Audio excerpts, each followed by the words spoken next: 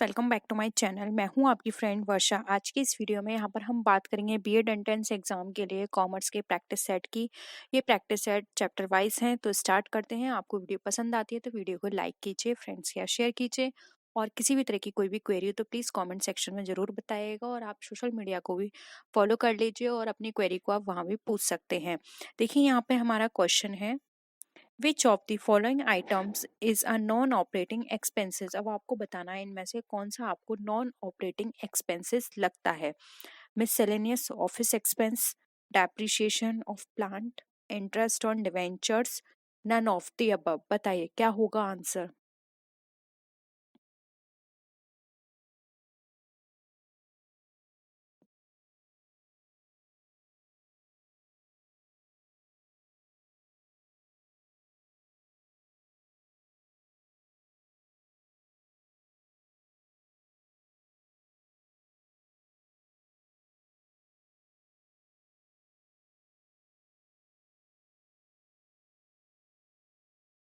देखिए यहाँ पर राइट आंसर हो जाएगा सी, इंटरेस्ट ऑन डिवेंचर्स। ये हमारा नॉन ऑपरेटिंग आइटम है, एक्सपेंस है, या जबकि हमारा मिसलेनियस ऑफिस एक्सपेंसेस जो होते हैं ऑपरेटिंग के अंदर कंसिडर होते हैं, और डेप्रिसिएशन ऑफ प्लांट, क्योंकि प्लांट हमारा ऑपरेटिंग से रिलेटेड है तो वही हमारा एक्सपेंस कहलाएगा। इसलिए नॉन ऑपरेटिंग एक्सपेंस के अंदर यहाँ पे इंटरेस्ट ऑन डिवेंचर्स को इंक्लूड किया गया है, इसलिए ऑप्शन सी यहाँ पे राइट आंसर हो जाएगा। ठीक है, नेक्स्ट क्वेश्चन पे आइए। अब आपको यहाँ पर बताना है नॉन ऑपरेटिंग इनकम। अभी आपने नॉन ऑपरेटिंग एक्सपेंस बताया था, अब आपको यहाँ पे इनकम बताना है। देखिए हमारा जो भी हम प्लांट यूज कर रहे थे मैन्युफैक्चरिंग कंपनी में, उसके सेल से हमें कोई प्रॉफिट हुआ है ये है, या फिर कोई रेवेन्यू हमारा सेल से जनरेट हुआ है, ट्रेडिंग कंसर्न से रिलेटेड है, या फिर कोई डिविडेंड हमने रिसीव्ड किया है बाय एन इन्वेस्टमेंट कंपनी, या फिर premium received by an insurance company. बताइए इनमें से कौन सा हमारा नॉन ऑपरेटिंग इनकम का पार्ट है या आइटम है।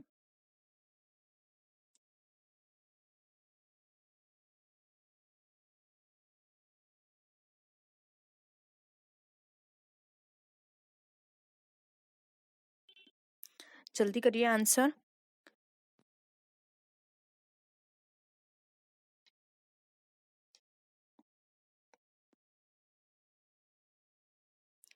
कौन सा लगता है आपको इसका आंसर। देखिए ऑप्शन ए आप यहाँ पर राइट आंसर हो जाएगा। अगर हम नॉन ऑपरेटिंग इनकम की बात करें तो यहाँ पे हमारी मैन्युफैक्चरिंग कंपनी के अंदर जो भी प्लांट यूज हो रहा है उसके सेल से जो भी प्रॉफिट हुआ है ये हमारा नॉन ऑपरेटिंग इनकम का पार्ट है। ठीक है, तो यहाँ पर क्या हो जाएगा, राइट आंसर हो जाएगा ऑप्शन ए।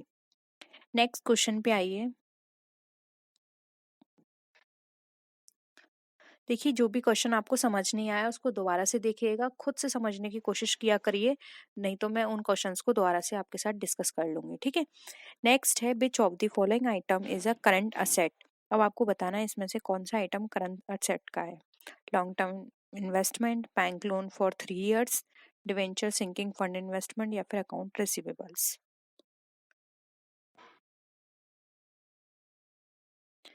आप सबको पता होगा करंट असेट्स और फिक्स असेट्स क्या क्या होती हैं।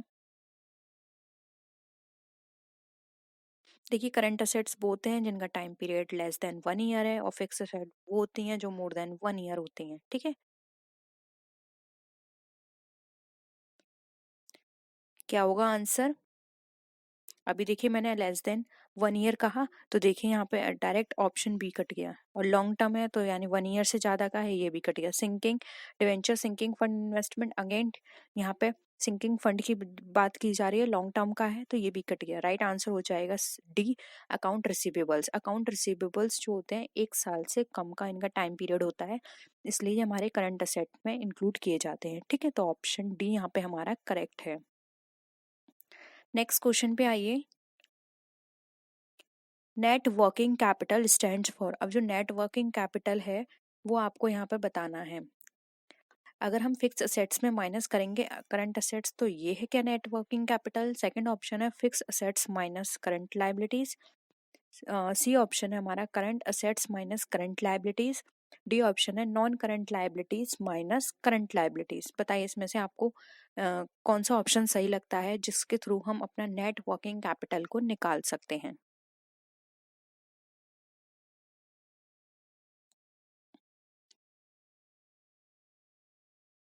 बहुत ही सिंपल है। देखिए जब हम नेट वर्किंग कैपिटल की बात करते हैं तो हमें करंट असेट्स चाहिए। करंट असेट्स में से जब भी हम करंट लायबिलिटीज को माइनस करते हैं तो हमारा फिक नेट वर्किंग कैपिटल निकल कर आ जाता है, इसलिए ऑप्शन सी यहाँ पे हमारा राइट आंसर हो जाएगा। ठीक है, नेक्स्ट आइए। A reserve is a charge against. अब एक रिजर्व किसके अगेंस्ट में चार्ज किया जाता है? Trading account, profit and loss account, profit and loss appropriation account, या फिर नन ऑफ द अबव, बताइए।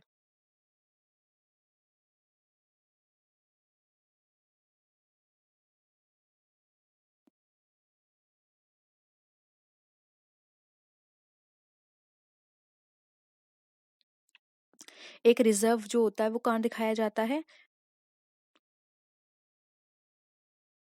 देखिए यहाँ पर अगर अप्रोप्रिएशन नहीं होता तो हम बोल सकते हैं कि रिजर्व जो है वो हम बैलेंस शीट में डालेंगे, लेकिन यहाँ पे अप्रोप्रिएशन दे रखा है, इसलिए आंसर यहाँ पर सी हो जाएगा right answer, P&L appropriation account में। ठीक है,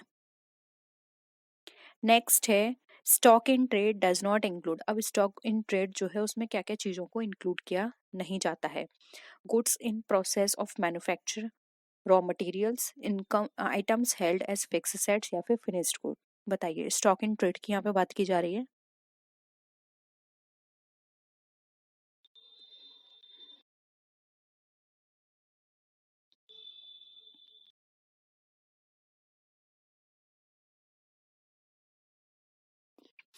देखिए सबसे पहले ये समझ लीजिए स्टॉक क्या है। स्टॉक वो चीज़ है जो कि आपने या तो परचेज करी है, वो आपका कच्चा माल भी हो सकता है, बना हुआ माल भी हो सकता है, या फिर अनफिनिश्ड माल भी हो सकता है जो कि आपके फॉर्म में रखा हुआ है, अभी वो सोल्ड आउट नहीं हुआ है, और आपका जो साल है वो खत्म हो चुका है, यानी कि जो at the end of the year आपने अपने गोडाउन में जाकर देखा, वहाँ पे जो भी माल रखा हुआ है, फिर चाहे वो रॉ मटेरियल हो, अनफिनिश्ड हो या फिनिश्ड हो, वो सब आपके लिए स्टॉक हो जाएगा। तो ठीक है, इसलिए यहाँ पे देखिए गुड हमारा प्रोसेसिंग में है तो ये भी हमारा स्टॉक में है, स्टॉक के अंदर इंक्लूड है, रॉ मटेरियल भी स्टॉक कहलाएगा और हमारा फिनिश गुड भी स्टॉक कहलाएगा। लेकिन हमारा ऐसे कोई भी आइटम जो फिक्स्ड असेट है वो स्टॉक नहीं कहलाएगा। ठीक है, फिक्स्ड असेट कभी भी स्टॉक के अंदर कंसिडर नहीं किया जाता है। तो क्या हो जाएगा यहाँ पर आंसर हमारा ऑप्शन सी। ठीक है, नेक्स्ट आइए।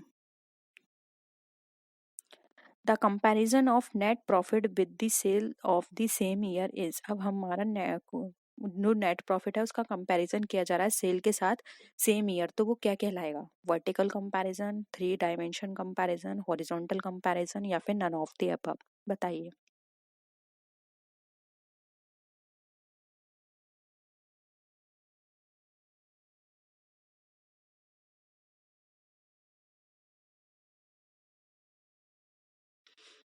देखिए यहाँ पर एक टर्म याद रखिए, यहाँ पर बात की जा रही है सेम ईयर, और आपको पता है वर्टिकल क्या होता है, इस सीरीज में चलता है, यानी कि आपको एक ही पैरेलल लाइन पे चलना है। हॉरिजॉन्टल क्या होता है, 1 ईयर एंड उससे प्रीवियस वाला ईयर।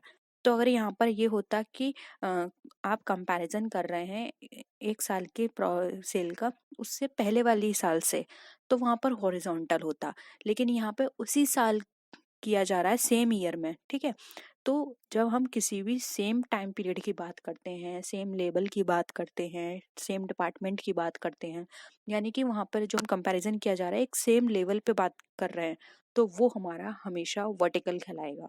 इसलिए यहाँ पे option A vertical comparison right answer हो जाएगा। ठीक है, नेक्स्ट आइए। According to going concern concept a business is reviewed a business is viewed as having. अब यहाँ पे हमें बताना है गोइंग कंसर्न कॉन्सेप्ट के अकॉर्डिंग एक व्यवसाय किस तरह से देखा जाता है। लिमिटेड लाइफ होती है उसकी, indefinite life, very long life, या फिर नन ऑफ दीज। ये मैं आपको समझा चुकी हूँ गोइंग कंसर्न कॉन्सेप्ट, तो अच्छे से आंसर करिएगा, गलत नहीं होना चाहिए किसी का भी।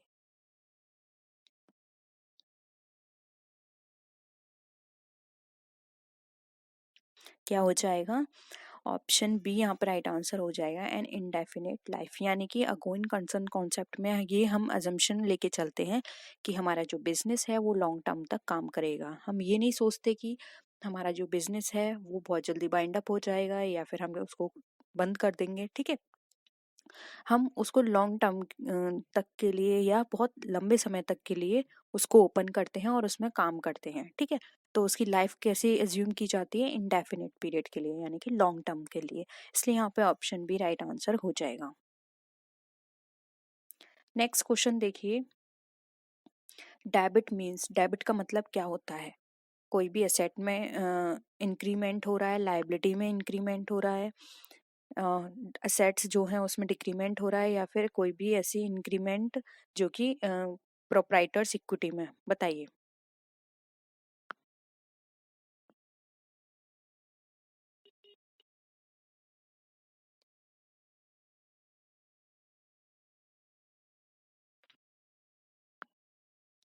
बताइए क्या होगा राइट आंसर। देखिए यहाँ पे डेबिट मीन्स का मतलब बताया गया है, तो डेबिट का मतलब होता है हमारे कोई भी असेट्स है वो बढ़ रही हैं तो वो डेबिट होंगी, ठीक है। तो ऑप्शन क्या हो जाएगा हमारा, ए यहाँ पे राइट आंसर हो जाएगा। आई होप यहाँ तक आपको सारे क्वेश्चंस क्लियर हैं। फिर भी कोई भी डाउट हो तो प्लीज पूछ लीजिएगा, ठीक है। नेक्स्ट आइए, क्रेडिट मीन्स। अब क्रेडिट का मतलब आपको बताना है क्या होता है। कोई भी एसेट में बढ़ रही है, लाइबिलिटीज हमारी बढ़ रही हैं, लाइबिलिटी हमारी कम हो रही है, या फिर जो प्रोप्राइटर्स इक्विटी है वो कम हो रही है, बताइए। आप इसको ऐसे भी समझा सकते हैं, अभी हमने डेबिट डिस्कस किया, डेबिट में क्या होता है हमारी एसेट्स बढ़ रही हैं, तो ये क्या हो जाएगा, हमारी लाइबिलिटीज बढ़ रही हैं, ठीक है, सिंपल है। ऑप्शन भी यहाँ पे राइट आंसर हो जाएगा, ठीक है। क्रेडिट का मतलब क्या होता है, आप ऐसे समझ सकते हैं, क्रेडिटर्स क्रेडिट ही होते हैं। अब वो क्यों है, क्योंकि यहाँ पे हमारी वो है यानी कि हमारी लाइबिलिटी बढ़ी हुई है, ठीक है। जब हम उनको पे करेंगे तभी तो हमारी लाइबिलिटी कम होगी, तो आप ऐसे भी समझ सकते हैं। नेक्स्ट आइए, the process of recording and transactions in the journal is called, यानी कि ऐसी कोई भी प्रोसेस जिसमें हमारे जो ट्रांजेक्शन्स हैं वो जर्नल में रिकॉर्ड हो रहे हैं वो क्या कहलाएगी। Journalising, costing, posting, telling. बहुत ही सिंपल है, आप सबको पता है जब हम जर्नल में पोस्ट ट्रांजेक्शन्स करते हैं, रिकॉर्ड करते हैं, तो वो प्रोसेस हमारी जर्नलाइजिंग कहलाती है। और जब हम जर्नल से लेजर में जाते हैं तो वहाँ पे जो प्रोसेस करते हैं वो हमारी पोस्टिंग कहलाती है, ठीक है। इतना याद रखिएगा, ये इस तरह के क्वेश्चंस आपके एग्जाम में बहुत पूछे जाते हैं। नेक्स्ट आइए, नॉर्मली डैश आर बैलेंस्ड। अब नॉर्मली क्या चीज बैलेंस्ड होते हैं, क्या personal and nominal accounts, real and nominal accounts, personal और रियल अकाउंट्स, या फिर नन ऑफ द अबव, बताइए। बहुत एक तरह से बहुत सिंपल क्वेश्चन है, लेकिन थोड़ा सा घुमा दिया है, तो आपको थोड़ा सा माइंड लगाना है इस क्वेश्चन में। वैसे बहुत अच्छा क्वेश्चन ये पूछा गया है यहाँ पर।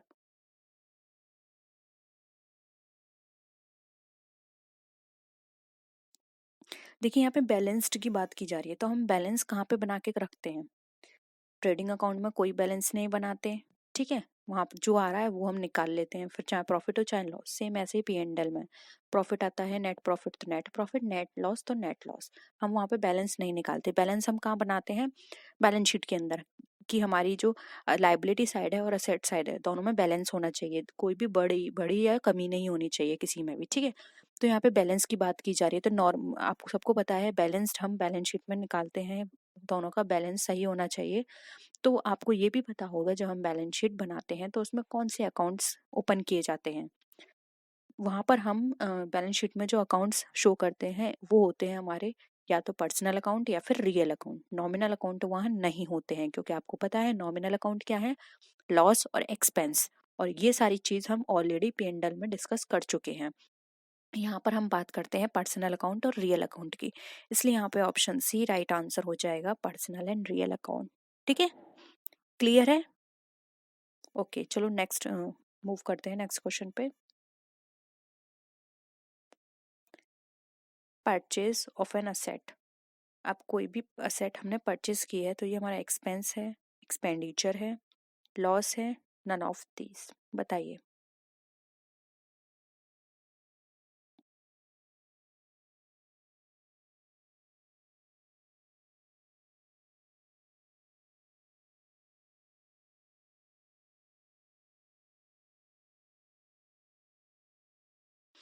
देखिए यहाँ पर आप थोड़ा सा कंफ्यूज हो रहे होगे, दो वर्ड दिए हैं, एक्सपेंस एंड एक्सपेंडिचर। एक्सपेंस यहाँ पे वर्ड यूज हुआ है छोटे मोटे खर्चों के लिए, और एक्सपेंडिचर हुआ है लार्ज अमाउंट के लिए, जहाँ पे हमने लार्ज अमाउंट पे किया है। तो इस हिसाब से आप फिर आंसर करिएगा।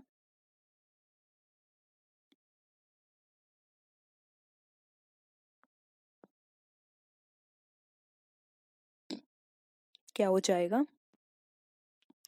देखिए यहाँ पर अगर हम बात करें तो हमारा जो राइट आंसर हो जाएगा वो हो जाएगा option A, sorry B, an expenditure. Purchase हमारा जो भी हमने असेट परचेज किया वो हमारा एक्सपेंडिचर है, एक बहुत बड़ा खर्चा है, और ये हम लॉन्ग टाइम तक इसका बेनिफिट लेंगे। जबकि अगर हम एक्सपेंस की बात करें तो वो छोटे मोटे खर्चे होते हैं, जैसे कि telephone payment, telephone bill pay किया आपने, या फिर कैरेज इनवर्ड, कैरेज आउटवर्ड, इस तरह के खर्चे वो आपके एक्सपेंस हैं। और ये लार्ज अमाउंट का है, ये एक्सपेंडिचर के अंदर कंसिडर यहाँ पर किया गया है। वैसे एक तरह से क्वेश्चन इस तरह से नहीं देना चाहिए था, थोड़ा कंफ्यूजन होगा स्टूडेंट को, लेकिन आप इसको ऐसे समझ सकते हैं, ठीक है। नेक्स्ट आइए, patent rights is a, patent किस तरह का राइट है? पर्सनल, रियल, नॉमिनल या फिर एक्सपेंस अकाउंट? बताइए।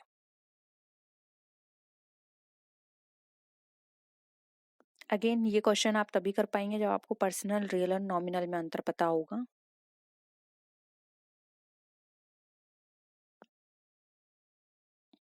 देखिए यहाँ पे पेटेंट राइट्स की बात करें तो पेटेंट आपको पता है क्या है, ये हमारे लिए असेट है, और किस तरह की असेट है, ये हमारी इंटेंजिबल असेट है। और आपको पता है रियल अकाउंट में दो तरह के अकाउंट ओपन किए जाते हैं, एक होता है टेंजिबल और एक इंटेंजिबल। तो ये हमारी क्या है, इंटेंजिबल असेट है, ठीक है। तो ये हमारा रियल अकाउंट हो जाएगा, ऑप्शन बी यहाँ पे हमारा क्या हो जाएगा, राइट आंसर हो जाएगा, ठीक है। नेक्स्ट क्वेश्चन है, which of the following account as a credit balance? अब इसमें से कौन सा अकाउंट क्रेडिट बैलेंस रखता है? Carriage inward, carriage outward, return inward या फिर रिटर्न आउटवर्ड? बताइए।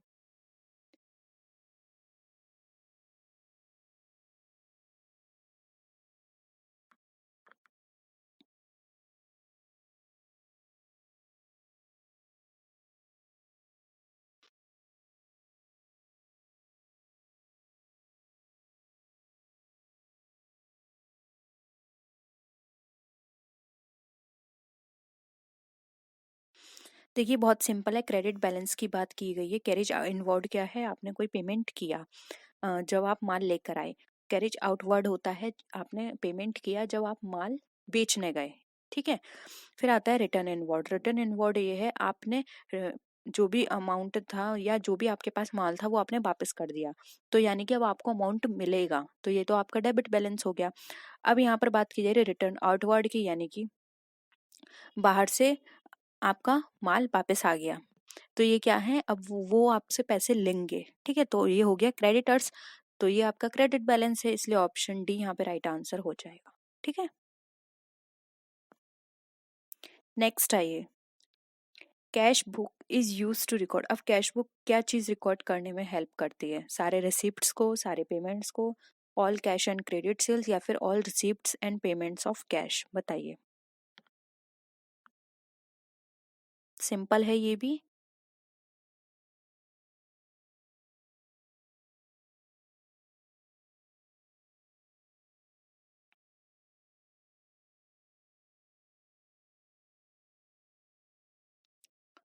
क्या हो जाएगा, राइट आंसर हो जाएगा D, all receipts and payments of cash. यानी कि कैश के जो भी हमारे, हमें कैश या तो आया है या हमारी तरफ से गया है, यानी कि पेमेंट हुआ है, कैश से रिलेटेड कोई भी ट्रांजेक्शन हुआ है तो वो कैश बुक के अंदर रिकॉर्ड किया जाएगा, ठीक है।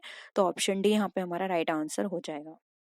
ये सब अब तक सारे इजी क्वेश्चन थे, तो ये सब क्वेश्चंस आपको समझ में आ रहे होंगे, क्योंकि बहुत ही सिंपल है, इससे टफ आपके एग्जाम में भी पूछे गए हैं। तो आपको इजी और टफ दोनों की तैयारी करनी है, ठीक है। लेकिन सबसे पहले आप थ्योरीज अच्छे से कर लीजिए, क्योंकि जब तक आपको थ्योरीज क्लियर नहीं होंगी तब तक आप ये क्वेश्चंस भी अच्छे से नहीं कर पाएंगे। तो सबसे पहले अपनी थ्योरी को स्ट्रॉन्ग करिए। थ्योरी हमने डिस्कस करी हुई है, हम फिर से एक बार और डिस्कस करेंगे। जो जो टॉपिक आपको नहीं आते हैं वो मुझे नीचे कमेंट सेक्शन में आप बता दीजिएगा, ठीक है। Purchase book is use to record. अब परचेज बुक क्या चीज रिकॉर्ड करती है? सारे गुड्स की परचेस को, क्रेडिट परचेस को, all credit purchase of goods या फिर all credit purchase of assets other than goods, बताइए।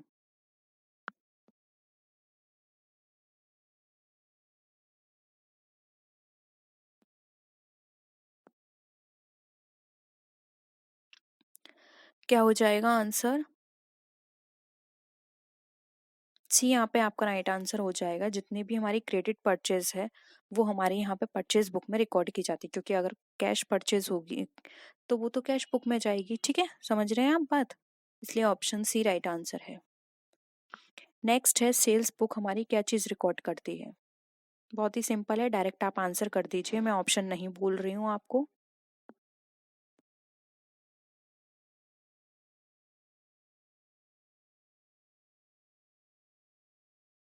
क्या हो जाएगा? डी हो जाएगा। जितनी भी क्रेडिट सेल्स है वो यहाँ पे सेल्स बुक में रिकॉर्ड की जाएगी। ठीक है, नेक्स्ट आइए। विच of the following book is not a book of original entry? बताइए।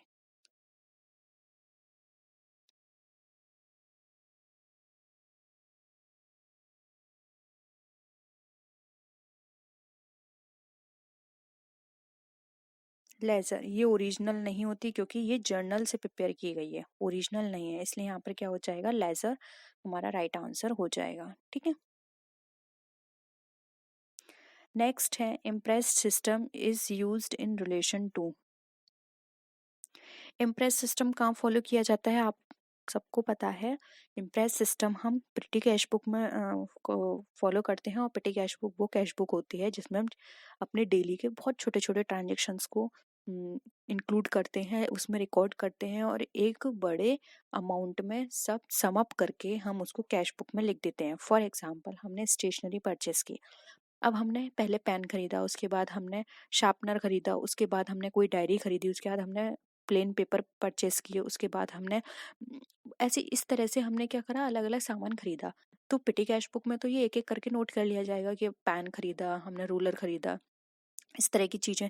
लेकिन ये सब हम डायरेक्ट कैश बुक में लिखेंगे तो कैश बुक हमारी बहुत जल्दी भर जाएगी और इतना टाइम भी नहीं होता। तो पिटी कैश बुक में क्या होता है, ये सारी जितने भी हमने सामान खरीदे हैं स्टेशनरी से, इसको सबको सम अप करके एक अमाउंट में हम ऐसा स्टेशनरी कैश बुक के अंदर डाल देते हैं सारा अमाउंट। ठीक है, तो पिटी कैश बुक यहाँ पर राइट आंसर होगा, जिसमें हम इम्प्रेस सिस्टम फॉलो करते हैं, इसलिए ऑप्शन डी करेक्ट है। ठीक है, तो ये थे हमारे आज के क्वेश्चंस। होप यहाँ पर आपको सारे क्वेश्चंस क्लियर हैं, सारी चीज़ें आपको क्लियर हैं। फिर भी किसी क्वेश्चन में आपको डाउट है, कमेंट सेक्शन में आप बता दीजिएगा, हम उसको अच्छे से और डिस्कस कर लेंगे। और किसी भी तरह की कोई भी क्वेरी हो तो ज़रूर बताइएगा। तो नेक्स्ट वीडियो में मिलते हैं, तब तक के लिए टेक केयर, बाय बाय।